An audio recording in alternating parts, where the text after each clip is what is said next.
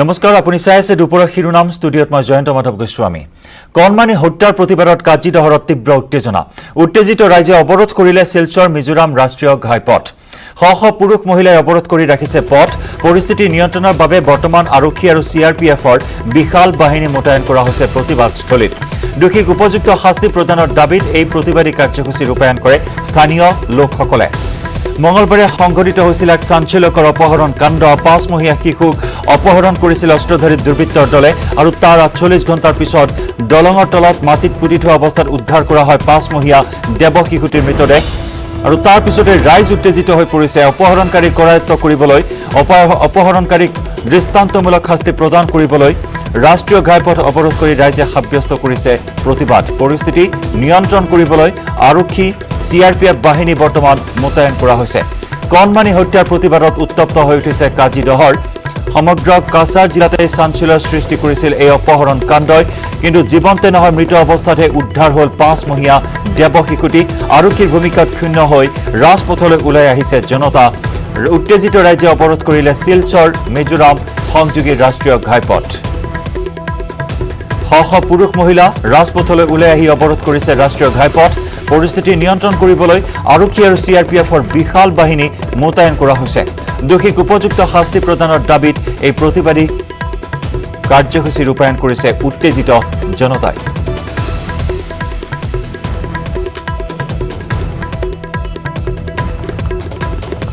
এক চাঞ্চল্যকৰ অপহৰণ কাণ্ড আৰু অত্যন্ত মৰ্মান্তিক এটি ঘটনা এই 5 মহীয়া দেৱ শিশুটিক অতি নৃশংসভাৱে হত্যা কৰা হ'ল 10 লাখ টকাৰ মুক্তিপণ দাবী কৰিছিল পৰিয়ালক 10 লাখ টকাৰ মুক্তিপণ দাবী কৰাৰ 48 ঘণ্টাৰ পিছতেই কণমানিটিৰ মৃতদেহ উদ্ধাৰ কৰাক লৈ ব্যাপক চাঞ্চল্য বিৰাজ কৰিছে এই মুহূৰ্তত সমগ্ৰ কাছাৰ জিলাত কাজিদহৰত সংঘটিত হৈছে এই মৰ্মান্তিক হৃদয় বিদাৰক ঘটনা অস্ত্ৰধাৰী দুৰ্বৃত্তই অপহৰণ কৰিছিল ঘৰৰ খিৰিকী ভাঙি অপহৰণ কৰিছিল এই কণমানি সন্তানটিক আৰু তাৰ পাছতে পিতৃলৈ আহিছিল ফোন 10 লাখ টকা দাবী কৰিছিল দুৰ্বৃত্তই কিন্তু এই দুৰ্বৃত্তৰ কোনো সংসূত্ৰ লাভ কৰিবলৈ সক্ষম নহল তদন্তৰ খাতিৰত আৰক্ষীয়ে 4 জনক আটক কৰি সোধা পোছা কৰিছিল আৰু তাৰ পিছতেই দলঙৰ তলত মাটিত পুতি থোৱা অৱস্থাত উদ্ধাৰ কৰা হয় দেৱ শিশুটিৰ মৃতদেহ অপহৰণকাৰীক অতি শীঘ্ৰে কৰায়ত্ব কৰি উচিত শাস্তি প্ৰদানৰ দাবীত উত্তেজিত ৰাইজে শিলচৰ মিজোৰাম সংযোগী ৰাষ্ট্ৰীয় ঘাইপথ অৱৰোধ কৰি সাব্যস্ত কৰিছে প্ৰতিবাদ আৰু প্ৰতিবাদ নিয়ন্ত্ৰণ কৰিবলৈ আৰক্ষী আৰু চিআৰপিএফৰ বিশাল বাহিনী বৰ্তমান ৰাষ্ট্ৰীয় ঘাইপথছোৱাত মোতায়েন কৰা হৈছে হাতে হাতে প্লে কাৰ্ড লৈ কণমানিটিৰ ন্যায়ৰ দাবীত ৰাজপথলৈ ওলাই আহিছে উত্তেজিত জনতা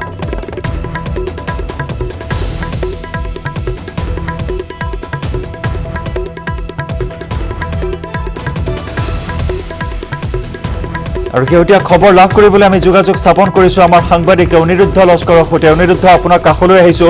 অত্যন্ত লোমহৰ্ষক আৰু হৃদয় বিদাৰক ঘটনা এই মুহূৰ্তত উত্তেজিত হৈ পৰিছে জনতা ৰাষ্ট্ৰীয় ঘাইপথ অৱৰোধ কৰা হৈছে এই মুহূৰ্তলৈকে দোষীৰ অপহৰণকাৰী দুৰ্বৃত্তৰ কিবা সংসূত্ৰ আৰক্ষীয়ে লাভ কৰিবলৈ সক্ষম হৈছে নে নাই হয় জয়ন্ত আজি যেতিয়া ঘটনাটো ওলাইছে ৰাতিপুৱাই এতিয়া মানুহ উত্তেজিত কাৰণে এই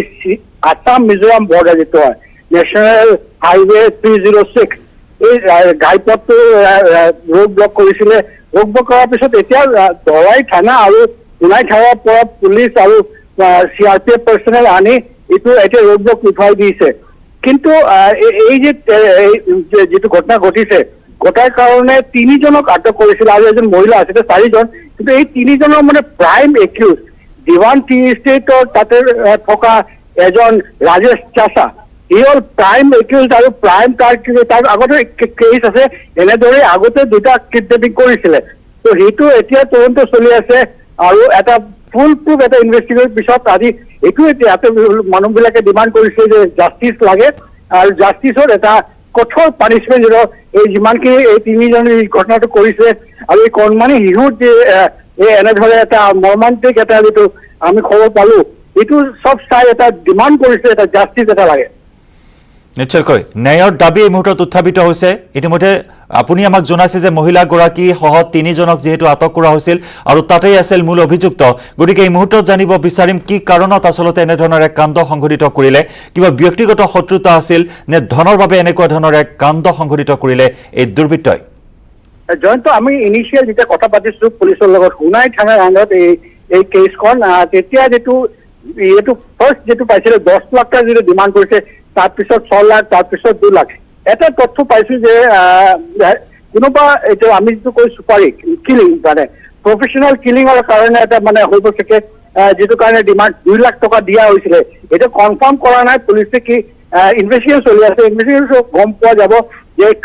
2 লাখ টকা দি তাৰ পিছত এই বাচ্চা কিলিঙৰ কাৰণে কি কোনোবা দিছে এইটো আৰু এটা কথা আৰু এটা স্পষ্ট হৈ গৈছে যে এই মঙ্গলবাৰ ৰাতিপুৱা যেতিয়া কিডনেপিং হৈছিলে সেইদিনাই তাতে এখন মানে হিৰোক ইয়াতে পুতি থৈ দিছে অৰ্থাৎ অনিৰুদ্ধ শিশু সৰবৰাহৰ এটা এংগল ইয়াত জড়িত হৈ থাকিব পাৰে নেকি সমগ্ৰ ঘটনাৰ আঁৰত আপুনি উল্লেখ কৰিছে 2 লাখ টকা দৰদাম চলিছিল হয় 2 লাখ টকা যদি 10 লাখ ফাৰ্ষ্ট 10 লাখ টকা ডিমান্ড তাৰপিছত 6 লাখ তাৰপিছত 2 লাখ এনেদৰে যদি আহি থাকে ফাৰ্ষ্ট দিনাই যেতিয়া মঙ্গলবাৰে যেতিয়া ঘটনাটো ঘটিছে তেতিয়াই সেইদিনাই যেতিয়া ওলাই লৈ যায় কাজিৰঙাৰ পৰা তাতে একদম কাষতে সোনাইৰ এই 1 কিলোমিটাৰ দূৰ পুলিচ থানাৰ পৰা 1 কিলোমিটাৰ বা 1.5 কিলোমিটাৰ দূৰত হ'ব এই দলংখনত এটা তলত ঠাই মাৰাৰ পিছত তাতে পুতি থৈ গৈছিলে কিন্তু পুতি থোৱাৰ পিছতো গৈ যে ডিমাণ্ড কৰিছে 10 লাখ লাগে 6 লাখ লাগে 2 লাখ লাগে এইটো এটা আশ্চৰ্যৰ কথা ধন্যবাদ অনিৰুদ্ধ ধন্যবাদ জ্ঞাপন কৰিছো এই মুহূৰ্তত আপোনাক আৰু বৰ্তমান উত্তপ্ত পৰিস্থিতি কিছু হাম কাটিছে ন্যায়ৰ দাবীত ৰাজপথলৈ ওলাই আহিছে কণমানি দেৱশিশুটিক হত্যা কৰা কাণ্ডক লৈ সকলোৱে এই মুহূৰ্তত তীব্ৰ ক্ষোভ প্ৰকাশ কৰিছে আৰু কণমানি শিশুটিৰ ভুক্তভোগী পৰিয়ালটিৰ ন্যায়ৰ দাবীত ৰাজপথলৈ ওলাই আহিছে আৰু ইতিমধ্যে মূল অভিযুক্ত আৰক্ষীৰ জালত পৰা কথা আমাৰ সাংবাদিকে জনাইছে 10 লাখ টকা দাবী কৰিছিল আৰু গুৰুত্বপূৰ্ণ বিষয় সঞ্চালকৰ কথা এয়া যে হত্যা কৰাৰ পিছতো কিন্তু ধন দাবী কৰি আছিল 10 লাখ টকা দাবী কৰাৰ কথা এই মুহূৰ্তত আমি জনাইছো আৰু তাৰ সমান্তৰালকৈ 2 লাখ টকাৰ কথা আহি পৰিছে 2 লাখ টকা আদায় দিছে নে নাই এই খণ্ডতো বৰ্তমান আৰক্ষীয়ে তদন্ত চলাই আছে সোধা পোছা অব্যাহত ৰখা হৈছে মূল অভিযুক্ত বৰ্তমান আৰক্ষীৰ জালত আৰু মূল অভিযুক্তৰ উচিত শাস্তিৰ দাবীত ৰাইজ এই মুহূৰ্তত উত্তেজিত হৈ পৰিছিল আৰু ৰাইজে সাব্যস্ত কৰিছে প্ৰতিবাদ ৰাষ্ট্ৰীয় ঘাইপথ অৱৰোধ কৰি ৰাইজে এনেদৰে সাব্যস্ত কৰে প্ৰতিবাদ তাহলে আমরা ফাঁসি চাই আর তার সঙ্গে অন্য কারো যদি জড়িত থাকে তাদের ধরে প্রতিশোধ ধরার ব্যবস্থা করার জন্য আমরা সোনাই প্রশাসনকে অনুরোধ জানাচ্ছি এবং তাকে ধরে উপযুক্ত শাস্তি দেওয়া ভবিষ্যতে এরকম আর ঘটনা না ঘটে এরকম আমরা সবাই দাবি জানাইছি আমরা আজকে এইখানে একটা রাস্তা লোকাল পাবলিককে ব্লক করছিল যে ডিমান্ড এই যারা ঘটনাকারী এরারে উপযুক্ত একটা ফাঁসি দেওয়া হয় বলিয়া আমরা একটা আজকে দাবি জানাইছি মুম্বাইৰ ইডিৰ কাৰ্যালয়ত উপস্থিত ৰিয়া চক্ৰৱৰ্তী ইডিয়ে ৰিয়াৰ আবেদন খাৰিজ কৰাৰ পাছত ইডিৰ কাৰ্যালয়ত উপস্থিত হয় ৰিয়া চক্ৰৱৰ্তী ইডিৰ কাৰ্যালয়ত উপস্থিত হ'বলৈ ৰিয়াক দিয়া হৈছিল সমন অভিনেত্ৰী ৰিয়াই ইডিৰ পৰা বিচাৰিছিল সময় কিন্তু ইডিয়ে এই আবেদন খাৰিজ কৰে ৰিয়াৰ বেংক একাউণ্টৰ সমগ্ৰ তথ্য সংগ্ৰহ কৰিছে ইডিয়ে সুশান্তৰ একাউণ্টৰ সমস্ত তথ্য আছে ইডিৰ হাতত সুশান্ত সিঙৰ একাউণ্টৰ পৰা হৰলকি হৈছিল 17 কোটি টকা ৰিয়াৰ কোটি টকীয়া ফ্ল্যাট দুটা ক্ৰয়ৰ নথিপত্ৰ ইতিমধ্যে বিচাৰিছে ইডিয়ে মুম্বাইত ৰিয়াই ক্ৰয় কৰিছে দুটা ফ্ল্যাট ইপিনে সিদ্ধাৰ্থ পিঠানীকো ইডিয়ে জাৰি কৰিছে সমন 10 দিন ধৰি সন্ধানহীন হৈ আছে ৰিয়া চক্ৰৱৰ্তী বৃহস্পতিবাৰে সেমুৱেল মিৰাণ্ডাক ইডিয়ে সোধা পোছা কৰে ইডিয়ে প্ৰায় 9 ঘণ্টা ধৰি সোধা পোছা কৰে সেমুৱেল মিৰাণ্ডাক 10 দিন ধৰি আত্মগোপন কৰি থকা ৰিয়া চক্ৰৱৰ্তী অৱশেষত হাজিৰ হ'বলৈ বাধ্য হ'ল ইডিৰ কাৰ্যালয়ত দৃশ্য দেখুৱাইছো এই মুহূৰ্তত আমি সুশান্ত সিং ৰাজপুতৰ একাউণ্টৰ পৰা অবৈধ লেনদেনৰ জড়িত হৈ পৰিছিল ৰিয়া চক্ৰৱৰ্তীৰ নাম দুটাকৈ বিলাসী এপাৰ্টমেণ্ট দুটাকৈ বিলাসী ফ্ল্যাট ক্ৰয় কৰিছিল আৰু সেই সমস্ত তথ্য সংগ্ৰহ কৰিবলৈ যোজা চলাইছে ইডিয়ে আজি জেৰা চলোৱা হ'ব ইডি আজি জেৰা চলাব ৰিয়া চক্ৰৱৰ্তীক ইতিমধ্যে সুশান্ত সিং ৰাজপুতৰ একাউণ্টৰ পৰা 17 কোটি টকা হৰলকি হৈছিল আৰু এই সমগ্ৰ ঘটনা সন্দৰ্ভত ইতিমধ্যে চিবিআইয়ে ৰিয়া চক্ৰৱৰ্তীৰ বিৰুদ্ধে ৰুজু কৰিছে গোচৰ কেইবাটাও আইপিচিৰ কেইবাটাও গুৰুত্বপূৰ্ণ ধাৰাত ৰিয়া চক্ৰৱৰ্তীৰ বিৰুদ্ধে ৰুজু কৰা হৈছে গোচৰ আৰু ইডিৰ আবেদনৰ প্ৰতি পুনৰ আবেদন জনাইছিল ৰিয়া চক্ৰৱৰ্তীয়ে কিছু সময় বিচাৰিছিল কিন্তু সেই আবেদন খাৰেজ কৰিছিল ইডিয়ে আৰু অৱশেষত আজি ইডিৰ কাৰ্যালয়ত হাজিৰ হ'বলৈ বাধ্য হ'ল ৰিয়া চক্ৰৱৰ্তী মাৰাথন জেৰা চলিব এতিয়া ৰিয়া চক্ৰৱৰ্তীৰ ওপৰত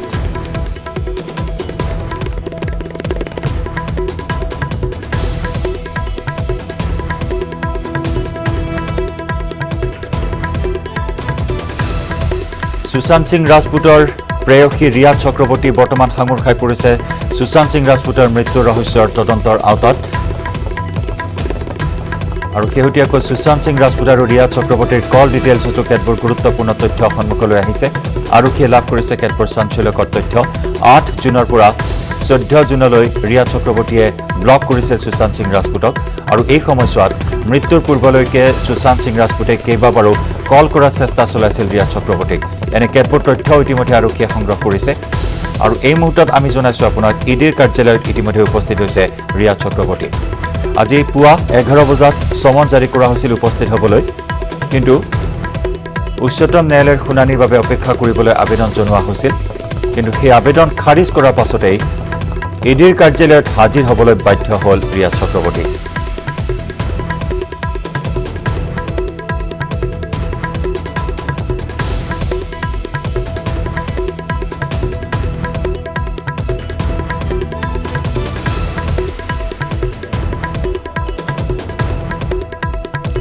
দুটাকৈ ফ্ল্যাট ক্ৰয় কৰিছিল মুম্বাইত ৰিয়া চক্ৰৱৰ্তীয়ে কেনেদৰে ফ্ল্যাট ক্ৰয় কৰিলে সকলো নথিপত্ৰ ইতিমধ্যে বিচাৰিছে আনহাতে সুশান্ত সিং ৰাজপুতৰ একাউণ্টৰ সকলো তথ্য ইতিমধ্যে ইডিয়ে সংগ্ৰহ কৰিছে কেইবাজনকো ইডিয়ে বৰ্তমান জেৰা চলাইছে ইতিমধ্যে কালিৰ দিনটোতো সিমুৱেল মিৰাণ্ডাক প্ৰায় 9 ঘণ্টা ধৰি জেৰা চলাইছিল আৰু আজি ৰিয়া চক্ৰৱৰ্তীক জেৰা চলোৱাৰ পিছত সুশান্ত সিং ৰাজপুতৰ মৃত্যু ৰহস্যৰ আৰু অধিক নতুন নতুন ক্লু লাভ কৰিবলৈ সক্ষম হ'ব ইডিয়ে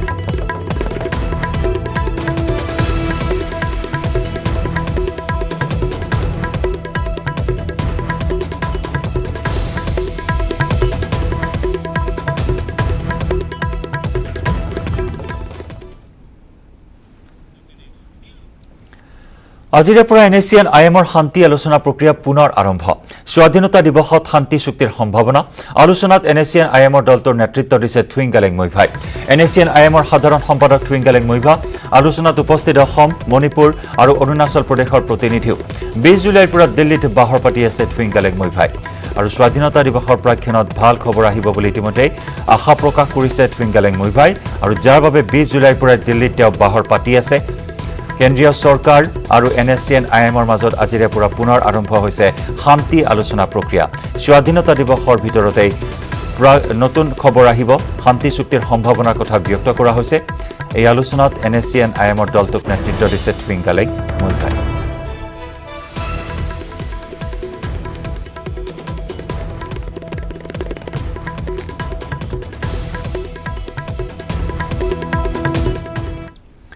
বক্সাৰ লাভলিনাৰ বাসগৃহত উপস্থিত জিলা উপায়ুক্তসহ গোলাঘাট জিলা প্ৰশাসনৰ প্ৰতিনিধিৰ দল টকিঅ' অলিম্পিকলৈ যোগ্যতা অৰ্জন কৰা বক্সাৰগৰাকীক জিলা প্ৰশাসনৰ হৈ উপায়ুক্ত বিভাস চন্দ্ৰ মোদীয়ে শুভেচ্ছা জ্ঞাপন কৰে লগতে আৰ্থিক অনুদান হিচাপে এখন চেক প্ৰদান কৰে কৃষিমন্ত্ৰী অতুল বৰাই লাভলিনা আৰু তেওঁৰ পৰিয়াললৈ আগবঢ়োৱা এটা পালভেৰাইজাৰ উপায়ুক্তগৰাকীৰ উপস্থিতিত জিলা কৃষি বিষয়া নবীন বৰাই প্ৰদান কৰে মন্ত্ৰী বৰাৰ প্ৰতিশ্ৰুতি অনুসৰি প্ৰদান কৰিবলগীয়া গ্ৰীণ হাউচ আৰু নাৰ্চাৰী স্থাপনৰ বাবে লাভলিনাৰ ঘৰৰ চৌহদতো নিৰ্বাচন কৰে মন্ত্ৰী অতুল বৰাৰ নিৰ্দেশৰ পিছতে লাভলিনাৰ ঘৰলৈ যোৱা জোৰাজীৰ্ণ পথটো নিৰ্মাণৰ বাবে ততাতৈয়াকৈ ব্যৱস্থা গ্ৰহণ কৰিছে গ্ৰামোন্নয়ন আৰু গড় কাপ্তানি বিভাগে বক্সাৰ লাভলিনাৰ বাসগৃহত উপস্থিত হয় জিলা উপায়ুক্তসহ গোলাঘাট জিলা প্ৰশাসনৰ প্ৰতিনিধিৰ এটা দল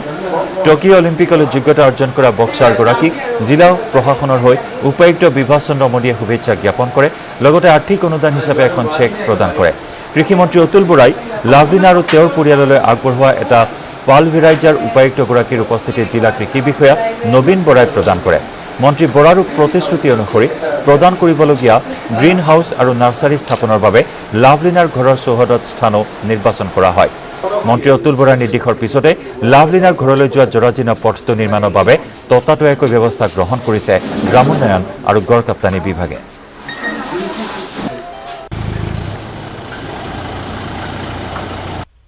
দৰাচলতে গম পালোঁ যে 15 আগষ্টৰ পিছত লাভলিনা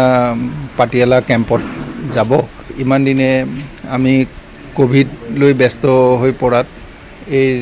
ভালকৈ খা খবৰ ইমান লোৱা হোৱা নাছিল যোৱাৰ আগতে যাতে জিলা প্ৰশাসনৰ তৰফৰ পৰা এক আমি শুভেচ্ছা বাৰ্তা দিবৰ কাৰণে আহিলোঁ আৰু আমাৰ এটা ৱেলফেয়াৰ ফাণ্ড এটা আছিল তাৰ পৰা খুব কম পৰিমাণৰ এটা আমি অনুদান আগবঢ়াইছোঁ এইখিনি তাইৰ কাৰণে খুব কমেই হ'ব আৰু তেওঁলোকৰ মানে ঘৰৰ কিবা এটা চৰকাৰী বস্তু এটা আগবঢ়োৱা হৈছে। অনাগত দিনত তাই আৰু বহুত উন্নতি সাধন কৰক, আমাৰ গৌৰৱ উজ্জ্বল কৰি দেশৰ নাম বঢ়াওক, সেইকাৰণে আমি শুভেচ্ছা দিব আহিছোঁ। অসমবংগ সীমান্তৰ শ্ৰীৰামপুৰত বৃহৎ পৰিমাণৰ অৰুণাচলী সুৰা জব্দ। কোকৰাঝাৰ জিলাৰ শিমলু টাপু আৰক্ষী চকীৰ অন্তৰ্গত শ্ৰীৰামপুৰ অঞ্চলত আৰক্ষীয়ে জব্দ কৰে অৰুণাচলী সুৰাভৰ্তি এখন ট্ৰাক। 600ৰো অধিক কাৰ্টন সুৰা অৰুণাচলৰ পৰা অবৈধভাৱে পশ্চিমবংগৰ দুৰ্গাপুৰলৈ সৰবৰাহ কৰা হৈছিল। আৰক্ষীয়ে ইতিমধ্যে ট্ৰাক চালক আৰু হেণ্ডিমেনক আটক কৰিছে। দুয়োজনৰ ঘৰ উত্তৰ প্ৰদেশৰ মুৰাদাবাদ জিলাৰ পাগোৰাত। অধিক তথ্যৰ বাবে বৰ্তমান দুয়োজনকে সোধা পোছা অব্যাহত ৰাখিছে আৰক্ষীয়ে। কোকৰাঝাৰৰ অসমবংগ সীমান্তত অৰুণাচলী সুৰা জব্দ কৰা হৈছে। কোকৰাঝাৰ জিলাৰ শিমলু টাপু আৰক্ষী চকীৰ অন্তৰ্গত শ্ৰীৰামপুৰ অঞ্চলত আৰক্ষীয়ে জব্দ কৰে অৰুণাচলী সুৰাভৰ্তি এখন ট্ৰাক। 600ৰো অধিক কাৰ্টন সুৰা অৰুণাচলৰ পৰা অবৈধভাৱে পশ্চিমবংগৰ দুৰ্গাপুৰলৈ সৰবৰাহ কৰা হৈছে। আৰক্ষীয়ে ইতিমধ্যে ট্ৰাক চালক আৰু হেণ্ডিমেনক আটক কৰিছে। দুয়োজনৰ ঘৰ উত্তৰ প্ৰদেশৰ মুৰাদাবাদ জিলাৰ পাগোৰাত বুলি জানিব পৰা হৈছে। অধিক তথ্যৰ বাবে দুয়োজনকে সোধা পোছা অব্যাহত ৰাখিছে আৰক্ষীয়ে।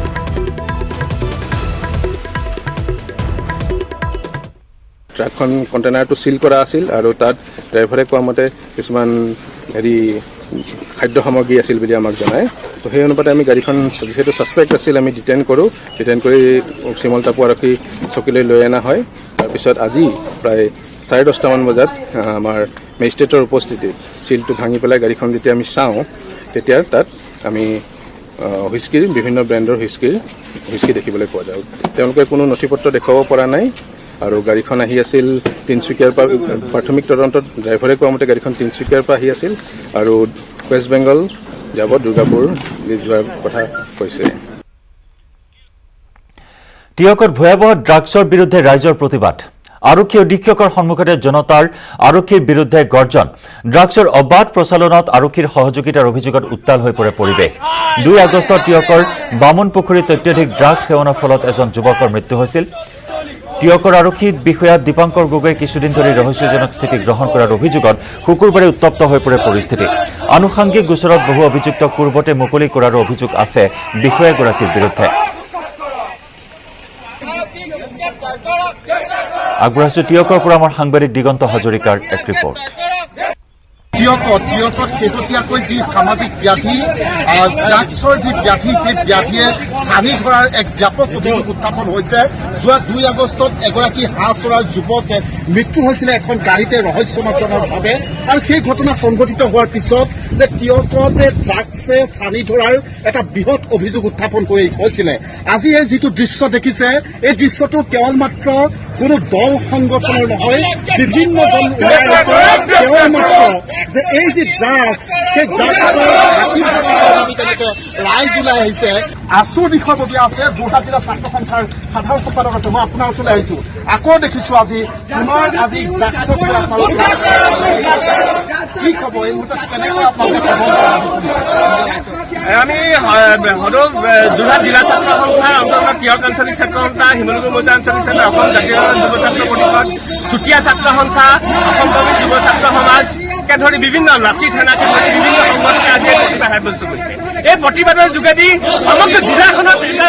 ড্ৰাগছৰ মাফিয়া চলি আছে, ড্ৰাগছৰ ব্যৱসায় চলি আছে। কিন্তু আৰক্ষী প্ৰশাসনে এই ড্ৰাগছৰ মাফিয়াক উদ্ধাৰ কৰিবলৈ সমৰ্থ হোৱা নাই। কিন্তু যোৱা 2 আগষ্ট তাৰিখে বামুণপুখুৰীত এজন যুৱকৰ মৃত্যু হ'ল। মৃত্যু হোৱাৰ পাছত গোটেই বিষয়টো এটা ৰহস্য আৱৰ্তন থাকিলে আৰু 21 তাৰিখে টিয়ক থানালৈ 6জন ব্যক্তিক সোধপোছৰ পৰা আটক কৰে। ড্ৰাগছ খোৱা ব্যক্তিক আনিলে আৰু ব্যৱসায়ৰ লগত জড়িত ব্যক্তিক আনিলে, সেইসকল ব্যক্তিক তেওঁলোকে মাত্ৰ এনে ৰহস্যজনক বিষয় হৈছে। বিষয়টো মুখ্যমন্ত্ৰীক আমি আহ্বান জনাব তুমি অসমত